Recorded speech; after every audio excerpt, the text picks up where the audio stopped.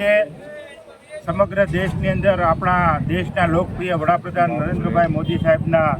નેતૃત્વમાં જે પ્રમાણે 5 રાજ્યોની અંદર ચૂંટણીના પરિણામો આવ્યા છે એ પ્રમાણે આજે 3 રાજ્યોની અંદર ભારતીય જનતા પાર્ટીની સરકાર બનવા જઈ રહી છે, ત્યારે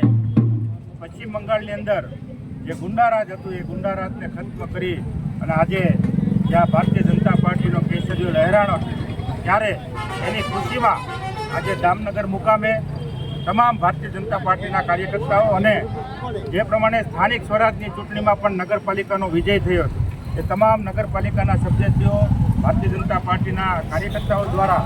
આજે અહીંયા ખુશીનો માહોલ છે અને ફટાકડા ફોડી અને આ ઉત્સવને મનાવવામાં આવ્યો છે। ત્યારે હું એક ધારાસભ્ય તરીકે, આ વિસ્તારના ધારાસભ્ય તરીકે હું આદરણીય વડાપ્રધાન નરેન્દ્રભાઈ મોદી સાહેબ, આપણા ગૃહમંત્રી